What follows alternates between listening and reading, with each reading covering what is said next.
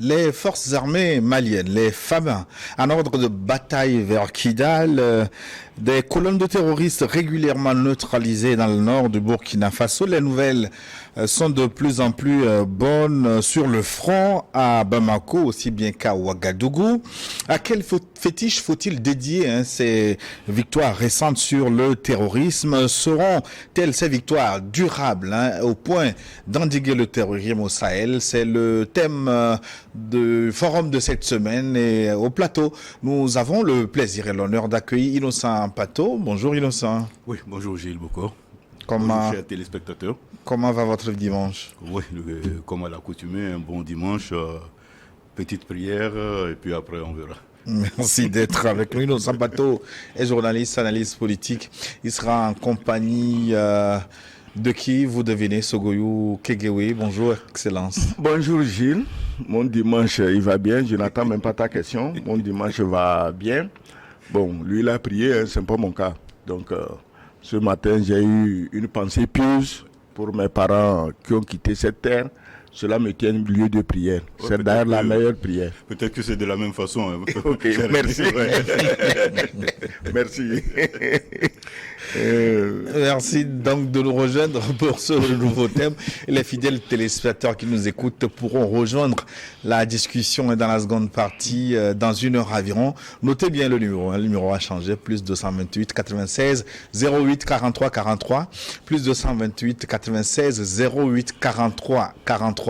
Écrivez-nous, nous aurons du plaisir à relayer votre contribution dans la seconde partie de l'E-World Forum. Et vous qui nous suivez en différé sur notre chaîne officielle YouTube, likez en même temps cette émission avec un petit pouce et surtout abonnez-vous à notre chaîne pour recevoir en temps réel nos programmes, les programmes de l'E-World Info, et partagez cette émission, partagez l'E-World Forum pour porter loin la voix de l'Afrique qui change, la voix de l'Afrique qui gagne. Excellence Sogoyou Kegewe, nous enregistrons de bonnes nouvelles de temps en temps ces derniers temps au front terroriste, aussi bien au Burkina qu'au Mali. À quoi peut-on rapporter ces défaites de plus en plus lourdes subies par les groupes terroristes dans ces deux pays que je viens de citer? Bon, ces défaites des terroristes et ces fulgurantes victoires des combattants maliens, nigériens et burkinabés ne surprennent que ceux qui ne connaissent pas l'histoire, parce que les peuples du Sahel ont été des peuples très guerriers, très combatifs. C'est d'ailleurs comme ça qu'ils ont libéré la France en 1940-45. C'est ceux qui ont libéré la France hier, c'est leurs petits-enfants qui aujourd'hui sont enthousiasmés, motivés pour libérer leur pays. On ne peut quand même pas aller libérer la France qui vient ici aujourd'hui nous faire la loi et nous ne pouvons pas libérer notre propre pays. Donc ces soldats qui se battent aujourd'hui dans le Sahel, ils ne sont pas nouveaux, c'est les mêmes, ils étaient là depuis 5 ans, depuis 10 ans. Justement, j'allais vous poser la question. Oui, mais depuis 5 ans, depuis 10 ans, la France leur refusait de se battre. Quand ils commandent des armes, on leur envoie de vieilles arquebuses que les conquistadors utilisaient au Mexique. Ben, ça ne va pas. Donc, maintenant, ils ont les armes, de vraies armes, et personne ne leur refuse de combattre les terroristes parce que les armées étrangères qui étaient au Mali, mais elles étaient là pour protéger les terroristes. En fait, j'ai toujours dit ici, ce ne sont pas des terroristes. C'est des mercenaires de l'OTAN. Donc, ces armées françaises, anglaises, allemandes qui étaient au Mali, c'était pour protéger ces mercenaires de l'OTAN. Aujourd'hui, qu'on leur a dit de partir, ils sont partis. Les mercenaires se retrouvent seuls, face à face. Maintenant, on va voir qui est garçon. Donc, et le garçon, c'est les forces armées maliennes, c'est les forces armées burkinabées, qui sont en train de les tailler en rondelles. Mais moi, j'ai vu des images, honnêtement, je ne suis pas pro-terroriste, mais ça fait pitié, c'est choquant. Les gens sont cramés, brûlés. D'autres, ils sont en train de brûler. Ça, c'est les faits des forces armées maliennes et burkinabées. C'est des soldats, de vrais soldats, qui se battent corps et âme. Mais maintenant, on tue 100, 200, 500 terroristes.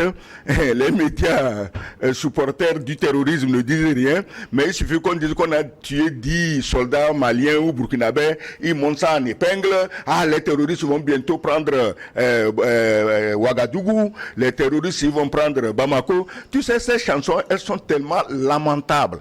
venant de la part de ces médias qui, pour moi, sont déjà morts, cliniquement morts, parce que c'est eux qui ont introduit les Ukrainiens en erreur, c'est eux qui ont permis que la Russie massacre les Ukrainiens, et ça ne s'arrête pas. On est en train de massacrer les Ukrainiens avec leur soutien. Quand on tue 500 Ukrainiens, ils disent « Ah, Zelensky sera bientôt au Kremlin ». Bon, c'est les mêmes. Donc pourquoi nous, en Afrique, on devait leur accorder? Heureusement, on n'écoute même plus leurs médias. Les pays censés et honnêtes ont balayé toutes ces ordures de leurs ondes. On n'écoute plus ça. Donc, les soldats maliens, les soldats burkinabés, les soldats nigériens, c'est des hommes, c'est des combattants. Ils ont prouvé, donné la preuve de leur combativité depuis la Première Guerre mondiale, la Deuxième Guerre mondiale. N'oublie pas, ils sont allés aider la France dans les rizières d'Indochine. Ils sont revenus dans les djebels algériens pour aider la France.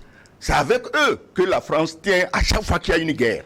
Aujourd'hui, la France, par exemple, a essayé de recruter des tirailleurs pour envoyer à Zelensky. Heureusement, l'Afrique d'aujourd'hui n'est pas l'Afrique de 1960. Personne ne veut jouer aux tirailleurs pour la France en Ukraine. Surtout pour ne pas venir se faire canarder comme on a fait à leur grand-père à Tiaroy. Maintenant, le gars qui est toujours admiratif de la France, qui donne les desserts, il n'a qu'à envoyer ses enfants. Voilà. Sampato, à quoi vous rapportez la bonne forme entre guillemets des armées maliennes et burkinabées au front ces derniers temps? D'abord, il faut saluer ces informations qui nous viennent du front et venant surtout de ces puissances qui contrôlent l'information. Vous devez comprendre que réellement, il y a quelque chose de très très sérieux qui se joue sur le terrain. À quoi cela est dû? Moi, je mets cela à l'actif d'une prise de conscience, d'un sursaut patriotique de vrais Maliens qui ont décidé de bouter hors le terrorisme, parce que c'est pas d'aujourd'hui cette histoire de terrorisme sur le territoire malien. Depuis les années 2012 déjà, il y avait des incursions des terroristes sur le territoire malien, mais pour une raison ou pour une autre, les autorités qui étaient en place à l'époque faisaient semblant de ne pas voir le danger venir. Et voilà, le danger, il est là, il a poussé des racines. Et donc, parallèlement au sursaut patriotique, il y a aussi le fait que les dirigeants actuels du pays, étant des militaires, ils ont posé réellement le diagnostic pour voir qu'est-ce qu'il faut faire par rapport à la situation. Et je crois que c'est ça qui joue en leur faveur actuellement. L'ambassadeur évoquait tantôt un problème de matériel pour ces armées. Comment vous l'expliquez que durant l'introduction du terrorisme au Sahel, ça fait bientôt 15 ans, que ces armées soient soumises à ces, comment on va l'appeler, je sais pas, qu'on leur refuse les achats d'armes au point où Ibrahim Traoré disait une Kalachnikov pour 4 soldats, et quand un tire, les autres sont obligés d'être au repos. Comment expliquer cela? Non, je crois que pour expliquer réellement cela, il faut revenir à l'origine de la situation qu'on vit actuellement au Mali. Pourquoi on en est arrivé là? Il y a eu le fait que, à un moment donné, les terroristes qui étaient en Algérie, et ne pouvant pas supporter leur défaite au niveau de l'Algérie, ont dû replier au Mali. Mais le pire est venu avec l'assassinat du président libyen. Et qui a tué le président libyen? Nous le savons tous. Nous connaissons les mains qui, derrière l'assassinat, derrière le mort du président libyen, du président libyen. Et pour quelle raison? Du moment où on a tué le président libyen, la boîte de Pandore était ouverte et maintenant, tout le monde pouvait faire ce qu'il voulait. Mais les terroristes, les Touaregs qui étaient au niveau de la Libye, entretenus par Kadhafi, ont dû replier au niveau du sol malien pour faire le jeu. Bon, maintenant, entre-temps, on a eu des puissances qui étaient là pour aider l'armée malienne, mais à la longue, on a dû comprendre que ce n'était que comment dirais-je, une façon d'endormir les autorités maliennes pour que le terrorisme pousse davantage. Parce que avec leur présence, rien n'a évolué, mais pire, le mal ne faisait que grandir. Et donc, c'est là à se poser la question de savoir si réellement les autorités maliennes avaient la possibilité d'avoir les armes réelles. D'où il y a lieu de saluer le nouveau partenariat qu'ils ont avec la Russie, et vivement que ce partenariat donne de très bons résultats, et c'est ce à quoi nous sommes en train d'assister actuellement. Comment vous expliquez la privation d'armes à l'endroit de ces armées-là? Pas seulement, cela s'est passé en Centrafrique également. Gilles, bon, c'est vrai, c'est une question de principe. Sinon, comment? Je te dis que les soi-disant terroristes, c'est mes mercenaires. Je les envoie pour conquérir le Mali, pour conquérir le Burkina, pour conquérir le Niger, sans oublier les autres pays que je n'ose pas citer. En fait, tout le monde est dans le collimateur jusqu'au golfe de Guinée. Alors, maintenant, les armées de ces pauvres pays se battent contre mes mercenaires qu'on appelle terroristes, djihadistes, machin. Je t'ai dit ici, je t'ai posé la question. Comment voulez-vous que des djihadistes, c'est-à-dire que des musulmans qui se battent pour la gloire de l'islam, s'attaquent aux pays qui sont à 90% musulmans? Qui peut répondre à cette question? Donc, il n'y a pas de djihadistes. Il y a des terroristes, il n'y a même pas de terroristes, il y a des mercenaires payés pour déstabiliser ces pays. Oui, mais maintenant, vous leur donnez... La France qui a coupé la route aux terroristes il y a 13 ans, quand ils descendaient sur Bamako, il était dit dans les médias occidentaux régulièrement... Non, c'était pour échanger... Non. Frappé laisse tomber. Avec des chefs terroristes qui laisse tomber, tués. La France a arrêté quel terroriste. En fait, c'était un moyen de pression sur Bamako. Nous, on te laisse Bamako et tu nous laisses Kidal. C'est ça qui s'est passé. Quand la France les a arrêtés, que les soldats maliens se sont mis à se battre.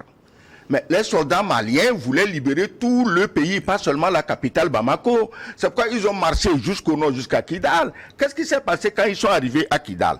Où ils arrivaient à Kidal, comme par hasard, celui qui était devant n'est autre que le valeureux, Assimi Goïta. Mais les Français lui ont dit non, touche pas là-bas. Parce que Kidal, nous avons donné ça aux Touaregs. C'est leur république.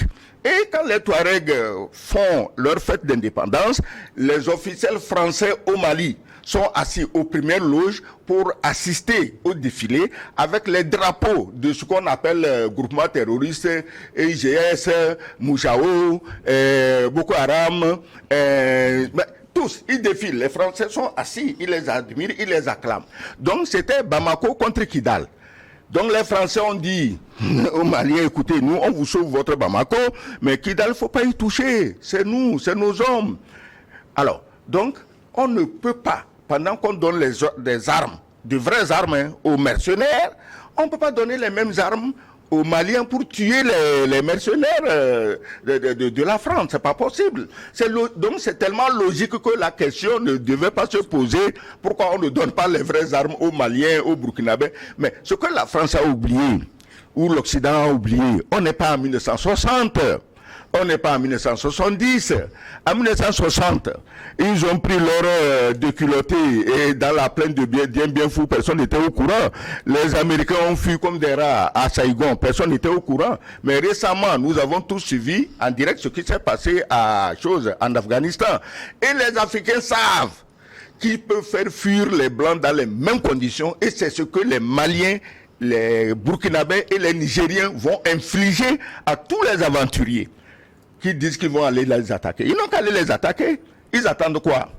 La France a envoyé ses troupes stockées au Niger et elle les a envoyées en préposition, en pole position au Tchad, en vue d'attaquer. Puisque l'histoire d'attaquer le Niger n'est pas finie. Ils sont là-bas, c'est pour attaquer. Dans les autres pays. Il est dit qu'ils sont en train de replier vers... Tu parles. Est-ce que le chef d'état-major, le ministre tchadien des Affaires de la Défense, avait besoin de faire un communiqué sur où viennent les soldats, comment ils vont passer par le Cameroun pour rentrer? Mais ils nous prennent pour des idiots. Il n'a pas besoin de se communiquer. S'il a fait le communiqué, c'est un écran de fumée pour cacher quelque chose. Donc, leur projet d'attaquer le Niger est encore valable, mais ce que les gens ne savent pas, c'est pas seulement le Niger qui est dans leur collimateur, c'est le Burkina et le Mali, parce que ces pays ont eu l'outrecuidance de dire on veut notre indépendance, on veut que les richesses de notre pays soient pour nos populations. Les chefs d'État africains qui ont courbé la queue entre les jambes comme des chiens battus et qui laissent leur café, leur cacao, leur pétrole ramassés gratuitement par ces puissances, ils n'ont pas de problème. Et ils sont acclamés partout. Oui, mais Innocent Pato, comment comprendre que des chefs d'État puissent taire sur cette affaire d'armes non livrées, de privation d'armes aussi bien au Burkina, sous Roch Christian Kabouré, ensuite Damiba, au Mali, Ibrahim Boubacar Keïta, Mokhtar et sa suite.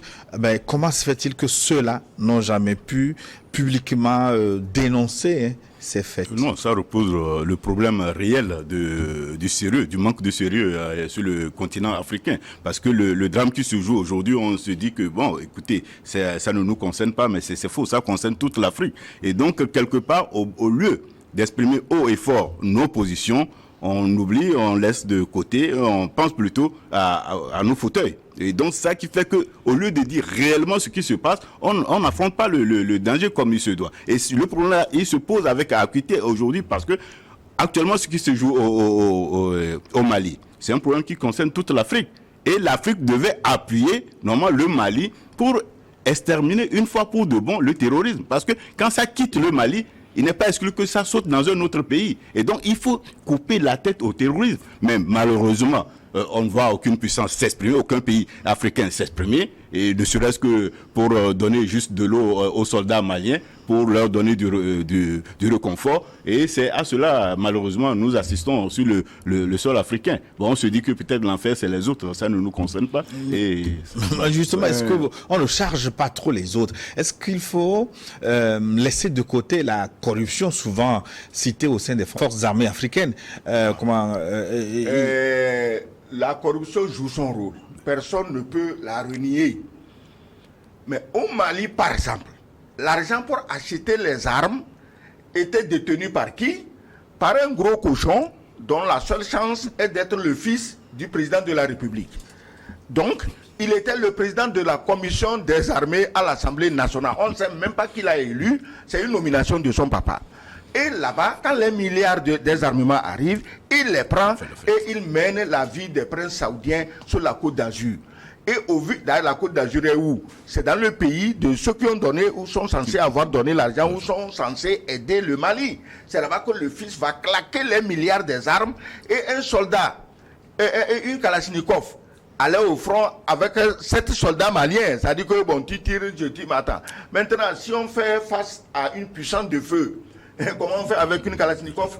Donc, c'était préparé pour que les soldats, l'armée malienne soient massacrés, éliminés. On n'en parlerait plus aujourd'hui. Les terroristes, maintenant, habillés en soldats maliens, seraient à Bamako. Et la France, le pays des droits de l'homme, de la démocratie, serait en train de programmer comment envahir les autres pays autour. Donc, ces histoires d'armement, vous ne les réglerez jamais, vous ne les auriez jamais réglées si vous étiez resté en tête à tête avec le même pays colonisateur, exterminateur, qui a mis l'Afrique sous coupe depuis... C'était quand? Est-ce que c'est le même colonisateur qui est à l'origine de la corruption dont j'ai parlé? Parce que vous évoquez le cas du Mali, pas seulement. On a entendu parler de corruption aussi dans l'armée nigériane, face à Boko Haram, au Burkina Faso. Oui, je vais te dire quelque chose. Parce que quand on parle, les gens nous opposent la corruption de nos dirigeants. Ils sont corrompus, d'accord? Je suis d'accord qu'ils sont corrompus.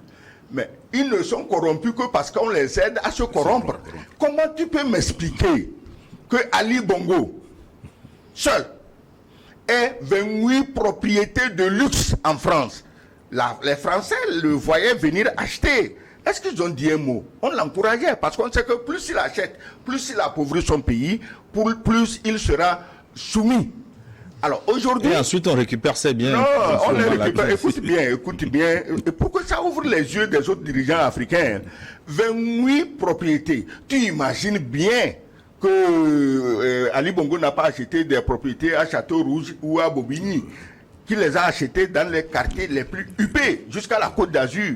C'est ces maisons de princes que la France nous dit aujourd'hui qu'on va les saisir, on ne sait même pas de quel droit, puisqu'elle n'a pas encore prouvé que Ali Bongo a volé l'argent de quelqu'un, mais on va les saisir et on va en faire des logements sociaux. Ça veut dire que on va ramasser les clochards de Paris pour aller les mettre dans les salons où il y a au sol des tapis qui valent 2-3 millions de dollars. Je parle des tapis persans. Écoute ce qu'il coûte. Donc, mais si c'est ça, si Ali Bongo a volé l'argent, s'il est prouvé qu'il a volé l'argent, il a volé l'argent aux Gabonais, qu'on nous dise, bon, on va vendre les propriétés, renvoyer l'argent au Gabon. Ou bien, on va louer les propriétés, l'argent est versé aux Gabonais. Ou bien, on va loger les pauvres Gabonais qui vivent en France sans logement. Ok, ça tient. Mais ce banditisme d'État qui fait qu'on encourage nos dirigeants africains à voler, on les encourage à voler et à cacher ça en France, juste parce qu'on sait qu'en temps voulu, on va les récupérer, mais il faut arrêter ça. Parce que le fait de troubler notre attention en disant vos dirigeants sont corrompus. Ils sont corrompus comment? Si tu as aujourd'hui $1 million, Gilles, tu ne peux pas les amener en France, en Angleterre, autre chose, en Amérique. Tu fais comment? Tu les caches ici et tu ne voleras plus parce que ta maison sera encombrée de dollars comme on a vu au Gabon. Donc on les encourage à voler. Il y a des réseaux ici, dans nos pays, chargés de sortir l'argent volé. Au vu, eux, au sud de ceux qui nous donnent des leçons de morale, de corruption. Qu'est-ce qu'on en dit? On ne va pas, les chefs d'État africains qui sont corrompus, ils sont encouragés à cela. Il faut que les gens le sachent, il faut que les populations le sachent, que Ali Bongo n'a pas acheté 28 résidences de luxe en France en cachant l'argent. On ne peut pas le cacher, c'est beaucoup d'argent. Au sud de tout le monde, juste on attend patiemment, le jour où on veut, on lui fait coup d'État, on prend ses biens. La France s'érigeant aujourd'hui en État terroriste, estimant que tout ce qu'elle nous a volé n'est pas assez et qu'elle va voler même les biens que les nôtres ont achetés en France. Mais je crois que les Africains, nous sommes bêtes. Si on n'est pas bêtes, il est temps qu'on se mette d'une seule voix pour contester cela. Mais bon, aujourd'hui c'est le Gabon, tout le monde applaudit, oh c'est les Bongo, hein, de père en fils, bon on en a marre. Hein. Mais demain, ce ne serait plus Bongo, ça sera un autre qui n'est pas au pouvoir de père en fils. Donc il faut que les Africains cessent ce comportement individualiste idiot. J'ai toujours donné ici l'exemple des animaux dans le Masai Mara, le Serengeti, la grande immigration des gnous, ces bovidés, mais ils sont des millions, ils marchent. Un seul lion ou une lionne sort, attaque un gnou, l'étouffe à terre, et puis tous les autres gnous viennent, ils font le cercle autour et puis ils font mou, mou, mou, mou, jusqu'à ce qu'on mange leurs frères. Ils sont là-bas. Les buffles ne font pas ça. Si un lion met un buffle à terre, les autres buffles viennent, c'est à coup de cornes. Donc que les États africains... Entre parenthèses, les gnous, j'en ai beaucoup vu dans le parc de Sarakawa la dernière fois. Oh, Sarakawa, oui, c'est un échantillon. J'invite justement ceux qui ne les connaissent pas à aller les regarder là-bas. C'est une chance extraordinaire qu'on nous a donnée de voir aussi ce qui existe dans d'autres pays et que nous n'avons pas ici. Les gnous. Donc, et les buffles. Si les chefs d'État africains ne cessent pas de se comporter en gnou, pendant qu'on est en train de voler Ali Bongo, toi chef d'État de machin, tu sais que tu as stocké l'argent par conteneur en France, on te dit non, toi tu es notre ami, mais tes conteneurs demain on te les prendra. Innocent Patou, mais est-ce que ce n'est pas après tout un peu facile hein, qu'on mette ce chapeau de la corruption encore sur le dos du colon?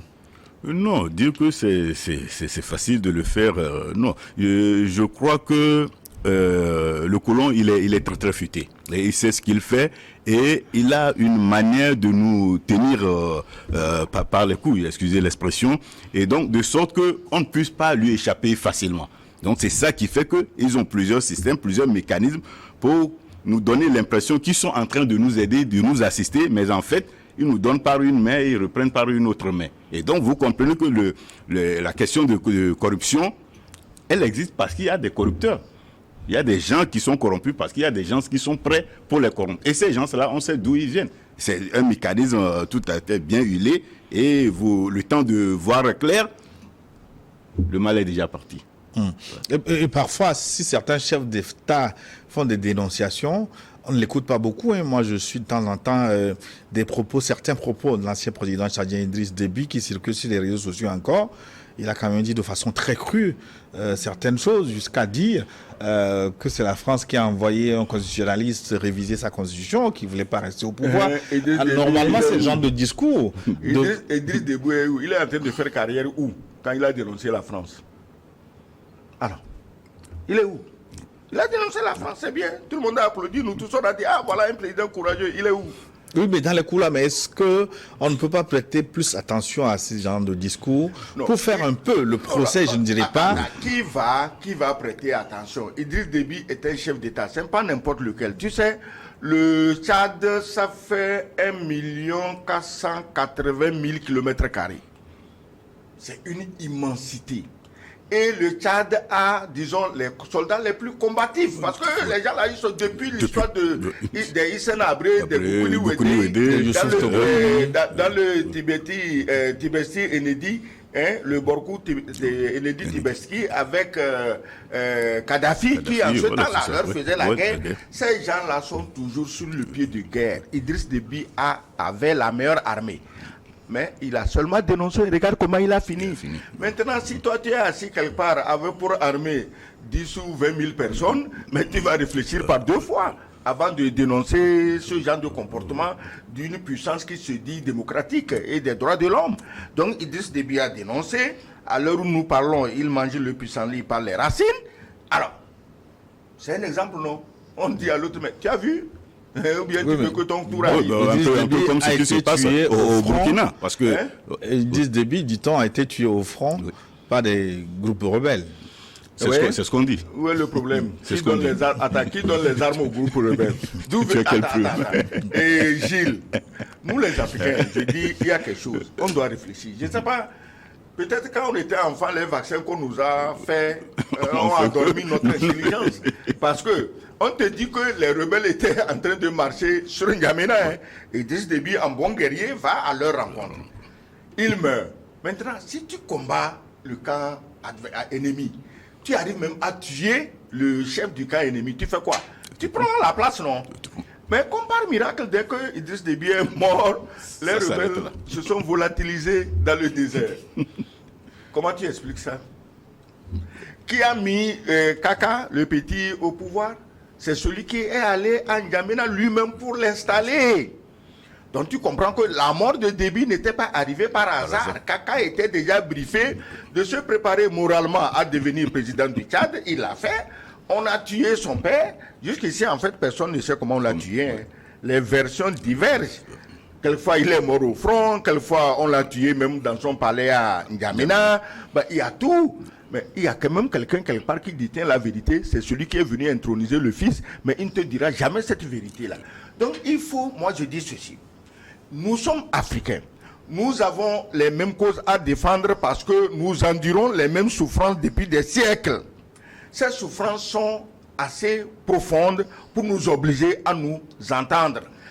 Quand on aura fini avec ces gens-là, les histoires de corruption chez nous, on va les régler. Quand Rawlings est venu au pouvoir au Ghana, tu sais comment il a combattu la corruption et le Ghana s'est calmé? Malheureusement, il est parti et le Ghana est sur le point de redevenir champion en matière de corruption. Il faut appeler les choses par leur nom. Donc, tout le monde sait comment on combat si ce n'est que la corruption interne là. Tout le monde sait comment on la combat. Mais quand c'est des réseaux mafieux organisés depuis la France qui viennent dans nos pays pour exfiltrer des millions et des millions, pour amener là-bas à acheter des biens, mais tu peux quoi contre ça? Mais Sapato, est-ce qu'à un moment donné, il ne faudra pas s'arrêter pour faire le procès du terrorisme en Afrique, comment il a été introduit et qui fait quoi? Parce qu'on entend beaucoup de choses. Oui, avant de faire ce procès, il faut vaincre le mal d'abord. Et je crois que c'est ce qui est en train d'être fait au Mali. Et avec l'aide de Dieu probablement au niveau du Burkina Niger et du Burkina, avec leur nouvelle structure qu'ils viennent de mettre en place. Et une fois le mal vaincu, on situera les responsabilités pour aller vraiment à de réels procès et situer les responsabilités, les coupables. Il faudrait qu'ils répondent de leurs actes. Je crois que actuellement ce qui se fait au Mali est à saluer et vivement qu'ils aillent au bout et qu'ils sortent vainqueurs parce que s'ils ne sortent pas vainqueurs non plus, ça permettra de dire que, attention, vous avez dit aux autres deux parties, on pensait que vous étiez capable de quelque chose, mais malheureusement, voilà. Mais je crois qu'ils sont sur une bonne pente et vivement que Mais si je suis votre logique jusqu'au bout, ça veut dire que ces armées maintenant au Burkina, au Niger et au Mali vont faire face non seulement maintenant aux terroristes, mais à leur suppôt, à leur mandant. Ah, absolument, ça c'est des évidences parce que oui, donc justement, si ces armées, est-ce qu'ils ont, comment on va dire, les capacités nécessaires pour faire face aussi bien aux terroristes qu'à ceux qui sont derrière eux? Comment toi tu t'inquiètes des armées sans t'inquiéter des terroristes, des gens en sandalettes dans la savane? Si c'était vraiment des terroristes, des gens en sandalettes dans la savane, pourquoi tu ne t'inquiètes pas de leur sort et tu t'inquiètes du sort des armées normalement constituées qui ont aujourd'hui, je dis aujourd'hui, toutes les armes. Quand tu écoutes ce qui se passe au Burkina, au Mali, mais qu'est-ce qu'il y a en action? C'est les vecteurs aériens qu'ils ont aujourd'hui. Maintenant, les sponsors des terroristes sont en train de se demander est-ce qu'il faut leur donner des missiles anti-aériens? ou leur donner aussi des vecteurs aériens. Ils sont dans le dilemme. Mais ils savent que dès qu'un seul missile anti-aérien frappe un avion malien ou burkinabé, on sait d'où il sort. On ne peut pas le peindre aux couleurs de la Corée du Nord. Hein? Donc, on sait d'où il sort. Ils hésitent parce qu'ils savent que tant que ça ne tient qu'à Assimi Goïta et au capitaine Traoré et à leurs compagnons, ils vont dératiser leur pays. Ils vont dénazifier leur pays comme Poutine est en train de le faire en Ukraine. Il va dénazifier l'Ukraine. Il l'a dit au départ. Personne ne l'a pris au sérieux. On a cru que c'est plutôt les nazis qui vont le battre. Aujourd'hui, les mêmes Occidentaux, ils sont en train de crier haro sur le pauvre Zelensky. Et ils se préparent même de l'assassiner, hein, ils vont l'assassiner. Parce qu'il a commis la bêtise de signer un décret selon lequel il ne faut pas négocier avec la Russie. Ou bien il annule son décret, ou bien on le flingue, et puis on met quelqu'un d'autre qui va négocier avec la Russie. Donc, moi je ne m'inquiète pas de ce qui va arriver à l'armée malienne. Elle est décidée à se battre, elle va se battre et bouter dehors les terroristes survivants. Je dis survivants. Ils seront très peu, les survivants. Même chose au Burkina. Et ce sera la même chose au Niger. D'ailleurs, au Niger, où la ministre des Armées françaises prédit la défaite pour le régime Tiani. Oui, moi je crois qu'une figure aussi tordue n'est pas obligée de tenir des propos malveillants. Parce que quand tu parles, il faut te regarder toi-même à quoi tu ressembles. C'est ce que je disais la dernière fois ici de l'autre, comment tu l'appelles déjà? Éric Zemmour. D'Éric Zemmour, la dame Colonna. Elle peut parler plus gentiment à une femme. On attend d'elle des propos plus policiers. Elle dit qu'elle va faire quoi? Gêner ou empêcher, faire échouer la transition nigérienne. Moi, je suis content qu'elle le dise. Pourquoi elle le dit? Parce que ces soldats à elle, ça dit que les terroristes sont sur place. C'est eux qui sont chargés du travail. Normalement, après de tels propos, si l'Afrique existait, l'Union africaine aurait dû protester énergiquement. Si la CEDEAO n'était pas devenue un petit machin entre les mains de Macron, la CEDEAO devait protester énergiquement parce que si les Nigériens échouent et que le bordel s'installe au Niger comme il s'est installé en Libye par la volonté de la France, mais si ça s'installe au Niger, nos pays sont où dans tout ça là? Mais personne n'a protesté. Toujours la même histoire, les gnous dans la forêt du Masai Mara. Bon, on va faire échouer la transition au Niger. Mais après le Niger, c'est vous. L'autre dit, on va couper le Mali, sera le cornu. Tu vois, ces Français, ils ont des noms vraiment bizarres. Parce que le cornu, il veut donner des coups de corne au Mali jusqu'à le couper en deux. Le cornu, il faut que tu saches que depuis la nuit des temps, la France a voulu couper le Mali. Elle n'a pas pu. C'est pas aujourd'hui, elle va pouvoir. Tu ne couperas jamais le Mali. Avant que le Mali ne soit coupé en deux, là, la France sera coupée en Bretagne, comment on appelle l'île là, la Corse, la Nouvelle-Calédonie, les dom-toms qui sont en train de ruer dans les brancards parce qu'ils veulent leur indépendance. Le Mali ne sera pas encore coupé en deux quand vous aurez autant de républiques que ces peuples mécontents que vous dominez par la force et la terreur, ce que vous êtes en train de vouloir faire ici en Afrique contre les Noirs. Non, mais sur la parenthèse nigérienne, Innocent Pato, ben pourquoi le coup d'État là-bas est si difficile à avaler? Même les États-Unis ont revu leur copie et 3 mois après la prise de pouvoir de Tiani, c'est maintenant qu'ils ont constaté leur coup d'État. Non, je crois que c'est des propos diplomatiques, hein, parce que l'armée américaine est toujours sur place. Les aides alimentaires et quoi doivent continuer. Bon, maintenant, il était grand temps qu'ils se disent que, ok, bon, il y a quelqu'un qui est venu par un coup d'État, il faut qu'on reconnaisse cela parce que... Pourquoi si tardivement? Si tardivement, on était dans les calculs, on était dans les schémas de voir est-ce qu'entre-temps, les autorités en place accepteraient un compromis, peut-être une succession en ramenant un civil au pouvoir, en lieu et place de Bazoum, pour maquiller un peu les choses, mais malheureusement pour les Américains, les militaires ont été exigeants. On peut-être un accord avec les Russes pour voir un accord Tiani pouvait aller. Non, je crois que là aussi il y a une délicatesse, hein, parce que si les Américains, il faut pas attention, Les Russes sont toujours là en stand-by.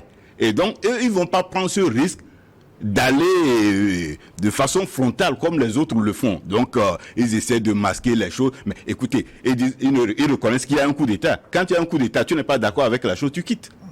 Mais ils sont là.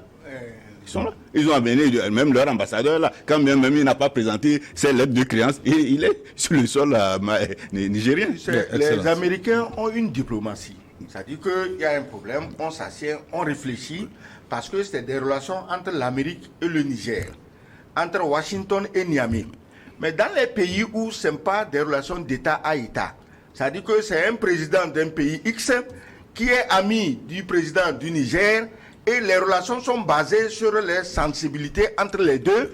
Et si l'autre du Niger n'est pas là, ce n'est plus le pays qui est mécontent, c'est un individu qui trépigne comme une chose dans une cage à Lyon. Mais les Américains réfléchissent, ils calculent. Qu'est-ce qui est plus intéressant pour nous? Devons-nous attendre que Bazoum revienne au pouvoir? C'est comme le retour du Christ, c'est promis il y a 2023 ans. Il va venir un jour. Aujourd'hui c'est dimanche, on ne va pas blasphémer. Mais maintenant, si le retour de Bazoum au pouvoir c'est dans 2000 ans, l'Amérique va faire comment? Donc l'Amérique réfléchit et se dit, on va faire avec ce que nous avons sous la main. Mais rien n'empêche Bazoum, s'il survit aux procès multiples qui sont en train de le guetter, de revenir candidat et de gagner les élections démocratiquement. Mais malheureusement, ce démocratiquement ne sera pas signé à l'Élysée. Il sera signé sur le terrain par les populations. Donc, les Américains réfléchissent. On peut les accuser de tout. D'abord, ils sont prévoyants. Ils prévoient, ils calculent, ils font la prospective. Scénario tel, on fait comment, tel autre. Mais les autres, il n'y a pas de scénario. Ils sont assis, Leurs services de renseignement sont à Niamey, en train d'écumer les bordels, et les coups d'État se passent au palais. Voilà. Je rappelle aux téléspectateurs qui peuvent contribuer à cette discussion. Écrivez-nous, mais attention au numéro plus 228 96 08 43 43 plus 228 96 08 43 43. Numéro change aujourd'hui. Pour finir cette première partie du New World Forum, est-ce que vous ne pensez pas que la popularité dont jouit ces régimes militaires au Burkina et au Mali facilite quelque peu ces résultats, ces bons résultats obtenus au front terroriste ces dernières années, enfin ces derniers mois? Innocent Pato. Il n'y a pas que la popularité. Comme je l'ai dit au départ, ces régimes actuellement en place sont plus objectifs et très déterminés à en finir avec le mal qui gangrène leur pays et qui est en train de prendre toute la sous-région. Et donc, il y a aussi leur détermination et il y a le soutien de la population qui est derrière, qui est aussi un élément à noter. Mais le principal moteur, c'est la détermination, la volonté, la prise de conscience et l'organisation actuellement en cours. Vous voyez que par le passé, il y avait une facilité. On te chasse au Mali, tu peux sauter, tu te réfugies au Burkina. On te poursuit au Burkina, tu te pousses rapidement, tu es au Niger. Maintenant, c'est des actions concertées. Et face à des actions concertées, je crois que c'est plus difficile pour l'adversaire de tenir tête à des armées plus organisées, plus déterminées. Et je l'avais signalé ici au départ que depuis 2012, le terrorisme venait au Mali. Et il y avait des autorités en ce moment. Mais ces autorités n'avaient rien dit. On avait laissé le mal venir convenablement. Pourquoi? Je ne saurais le dire sur ce plateau, mais je crois que ça a dû jouer également. Mais maintenant, les autorités en place sont déterminées à en finir avec ce bordel. Certains parlent de populisme pour ces régimes militaires, mais il faut quand même reconnaître qu'Assimi Goïta au Burkina Faso, Ibrahim Traoré au Burkina, ce sont des personnages quand même très populaires. Et la dernière fois, on a même vu Ibrahim Traoré tenir son âme pour aller combattre au front. Populisme. Les mots là, on les connaît, non? Toi et moi, nous connaissons le mot populisme. Qu'est-ce que populisme a à voir? Il faut faire attention. Ce qui se passe, c'est que la levée, comme un seul homme, des populations du Burkina, du Mali, du Niger et d'ailleurs, c'est un ras-le-bol de la politique française.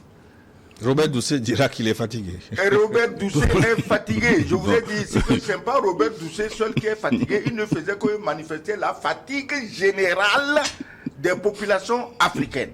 Nous espérons, nous attendons qu'à force de dénoncer, que la France assouplisse un peu sa population pour rassurer un peu les populations pour qu'on voit s'il y a un nouveau départ. Mais non, elle devient de plus en plus arrogante.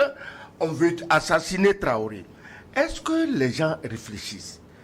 Si quelqu'un assassine Traoré, on a donné combien de milliards à quel pauvre général? Ce pauvre général, il sera taillé en rondelles devant sa femme, ses enfants, comme on a fait au président Bissau-Guinéen. Comment il s'appelle? Au président libérien Samuel Doe. Non, Bissau-Guinéen. Kumbaya. Non, pas Kumbaya, le général Vieira. Il a été Vieira. coupé en rondelles devant sa femme, ses enfants, et on a fait un tas de viande dans son salon. Si quelqu'un touche à Assimi ou à Traoré, c'est ce qui va lui arriver. Donc, tu imagines, tout le peuple les suit, ce n'est pas du populisme.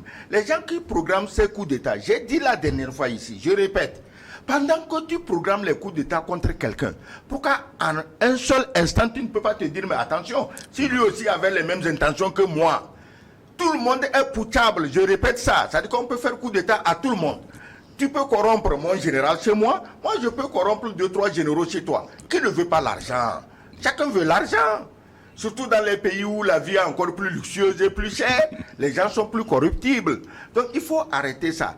Ces pays sont venus, ces dirigeants sont venus au pouvoir, ils n'ont dit du mal de personne, ils n'ont provoqué personne, ils disent seulement, nous voulons être plus libres, nous voulons nous-mêmes verser notre sang pour la liberté de notre pays, nous voulons que les richesses de notre pays reviennent à nos populations, que quelqu'un me dise un seul instant. Si c'est tiré de la Bible, du Coran, de la Torah, de choses, où est le crime dedans? Qu'est-ce que vous comprenez? Vous croyez que le Burkinabé ne comprend pas qu'avec Ibrahim Traoré, les richesses du Burkina vont lui profiter? Que le Malien ne comprend pas ça?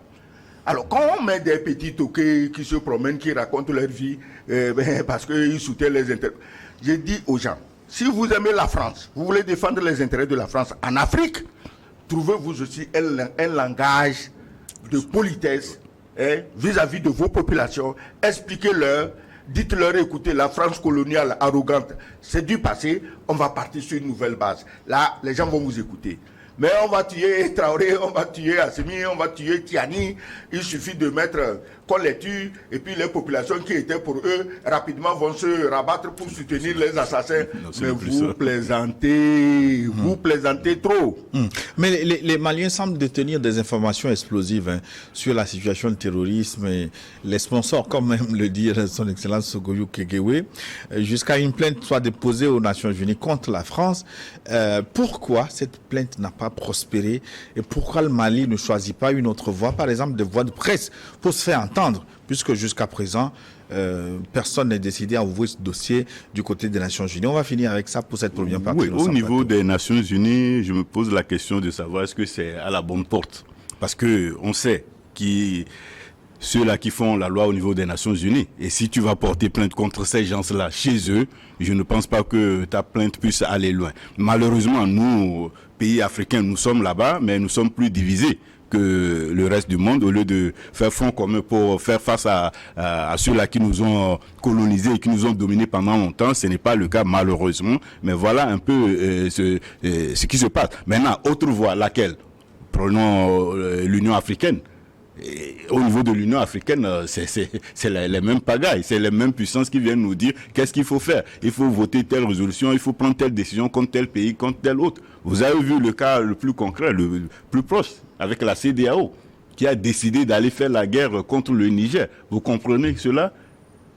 Que des pays africains et de l'Afrique de l'Ouest décident d'aller faire la guerre contre le Niger parce que la France n'est pas contente de ce qui se fait là-bas. Et donc, le général du Niger semble dire que ce n'est pas une guerre qu'ils feront. Je vais rectifier l'histoire de la CEDEAO du Niger. La CEDEAO n'a jamais dit qu'elle attaque le Niger. C'est 2 ou 3 pays de la CEDEAO qui relèvent de l'Afrique occidentale française qui veulent faire la guerre. Mais qui font pourtant partie de la CEDEAO. J'ai dit la CEDEAO ne les connaît même pas. La preuve, la CEDEAO on ne les suit pas. Officiellement, un sommet de la CEDEAO a été tenu. Le sommet, s'ils sont allés et les décideurs sont ceux qui dormaient, sommes-nous là pendant le sommet? Dis-moi le sérieux de ce sommet. Ils dormaient. Vous étiez à ce sommet. Je n'étais pas là, les caméras étaient là pour ça. d'accord. Alors, je ne vais pas les citer. Je vous ai dit, entre deux sommes, on s'est réveillé. Ah, on fait quoi? Ah, on attaque le Niger et puis tout le monde applaudit, on y va. Mais attendez. J'ai dit... Oui, mais décidément, sur ce statu quo, peut-être je vais ouvrir l'appel. Oui, mais la CEDEAO, la situation est en suspens. L'intervention n'a pas lieu, les sanctions ont toujours cours. L'intervention est en pleine préparation. Non, elle n'a pas lieu, elle est en pleine préparation. J'ai dit aux Nigériens, faites attention, ne dormez pas. Aux Burkinabés, aux Maliens et à tous les autres, ne dormez pas. Ils veulent vous avoir par la ruse parce qu'ils savent qu'ils ne peuvent pas vous avoir par la force. Ne dormez pas. La CEDEAO, oublie le mot, je parle des 3 pays de l'AOF. C'est eux. Maintenant, on attend. Si leurs armées, ils se prennent pour l'armée d'Israël, même Israël aujourd'hui, on voit la limite de ses forces, de la force de ses armées. Donc, aucune armée ne peut se prévaloir d'être la plus forte et menacer un autre pays. Toi, tu es qui? Tes soldats, c'est des Robocop. Ils sont immortels. Même les robots. Alors, donc, ces amusements-là, ils n'ont pas renoncé. Hein. Ils y tiennent. Les troupes sont positionnées au Tchad. Elles sont positionnées à côté de nous ici, mais là-bas, tous les matins, chacun jure qu'on n'a pas aperçu un Français qui passait. Vous voulez parler du Bénin? Je n'ai pas parlé du Bénin, j'ai dit à côté de nous. Un pays proche. Un pays proche, voilà. Maintenant, ils disent qu'ils n'ont jamais vu un soldat français, tant mieux, on les croit, on les prend sur parole. Mais l'autre, lui, ne nie pas. Chaque matin, les bataillons, lui, voient envoyer, comme il a même déjà calculé, son comptable a déjà payé l'argent pour 3 mois de guerre. Comment un homme intelligent croit qu'on fait une guerre dans un pays, qu'on va la gagner au bout de 3 mois et puis on revient au pays? C'est pas possible. Les Occidentaux en Ukraine, ils ont cru qu'ils vont mettre la Russie à genoux en moins de 2 mois. C'est ce qui a donné le loisir à Bruno Le Maire de dire on va mettre l'économie russe à genoux. Mais est-ce que la Russie elle-même n'a pas cru qu'elle allait gagner cette guerre en une journée? Non, la Russie. La Russie. On va reparler de tout ça. La Russie. On va voir ça. Oui, je vous redonne la parole dans une dizaine de minutes parce que là nous sommes obligés de marquer une pause pour une nouvelle édition de journal. Nous retrouvons les téléspectateurs et leurs contributions aussi. Je vous rappelle une fois encore le contact plus 228 96 08 43 43. À tout de suite.